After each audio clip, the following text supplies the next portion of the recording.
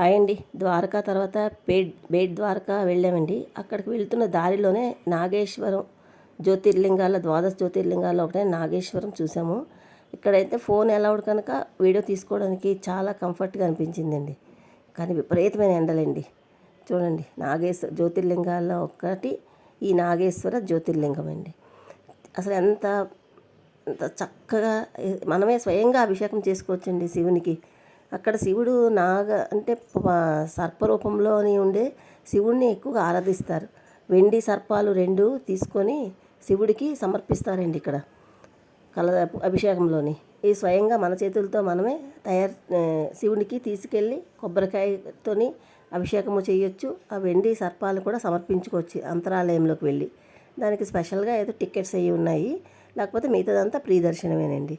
ఎక్కడ ఒక్క రూపాయి టికెట్ ఖర్చు పెట్టిన అవసరం లేకపోయింది. నంది, ఆ తర్వాత అదే నాగేశ్వరంలో అమ్మవారి టెంపుల్, అవన్నీ దర్శనం చేసుకున్నామండి. చేసుకొని ఈ బేట్ ద్వారకా వెళ్తున్నామండి. అంటే కృష్ణుడికి బహుమానం అంటే ఇక్కడ ద్వారకలో కృష్ణుడు పరిపాలన చేసేవారు. ఇక్కడ కృష్ణుడు నివాస స్థలం అన్నమాట.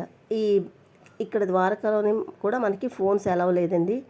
సో ఆ వంతెనంతా మోదీ గారు నిర్మించారట. లేకపోతే ఇది వరకు సముద్రంలో ప్రయాణం చేసి వెళ్ళేవాళ్ళమంట.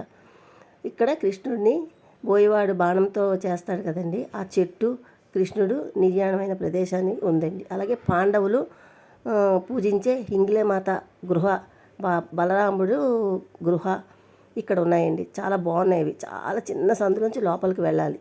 చాలా మంచి అనుభూతిని కలిగించిందండి అది. అవి చూసిన తర్వాత గిరి ఫారెస్ట్ వెళ్ళామండి. అక్కడికి వెళ్తే అక్కడ సింహాలు, పులులు, మనకి ఇంకా పెద్ద పుళ్ళు, చిరుతపుళ్ళు, సింహాలు, అవన్నీ సఫారీకి వెళ్ళామండి. అది కూడా చాలా మంచి ఎక్స్పీరియన్స్ అనిపించింది. ఎప్పుడు ఇల్లు దాటి బయటికి వెళ్ళను నేను. ఈ యాత్రతో చాలా ఎంజాయ్ చేశానని చెప్పొచ్చండి. ఎంతో అద్భుతంగా ఉంది. అలాగే ఇక్కడే కృష్ణుడు నిర్యాణమైన ప్లేస్ కనుక ఇక్కడ కృష్ణ పాదుకులు స్థాపించారటండి మన శంకరాచార్యులు గారు, ఆదిశంకరాచార్యులు గారు.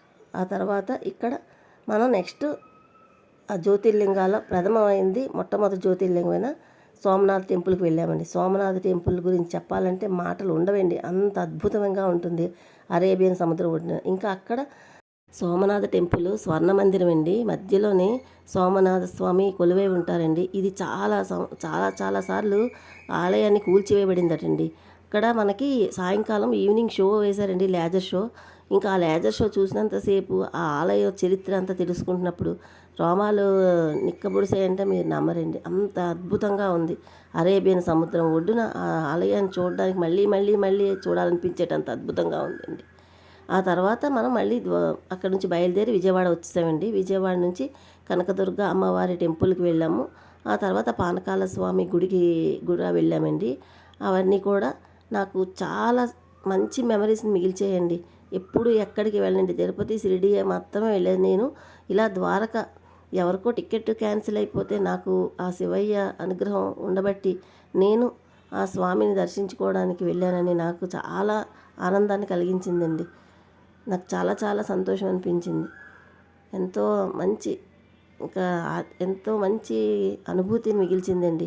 నా వీక్షకులందరికీ నా అనుభూతిని మీతో షేర్ చేసుకోవాలని ఈ చిన్న వీడియో చేశానండి.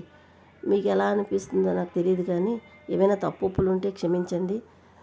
ఇది సేవ్ చేసుకున్నట్టు ఉంటుంది, అలాగే మీతో షేర్ చేసుకున్నట్టు కూడా ఉంటుందని ఇలా చిన్న వీడియో చేశానండి. అంతేనండి మా ద్వారకా యాత్ర. 9 రోజులు మా ప్రయాణంలోని ముఖ్యమైన ఘట్టాలు, వీడియో తీయగలిగే ఘట్టాలు చిన్నగా చేసి ఇలాగ షూట్ చేసుకున్నానండి. నా వీడియో మీకు నచ్చితే ఒక్క లైక్ చేయండి. థ్యాంక్ యూ సో మచ్ అండి.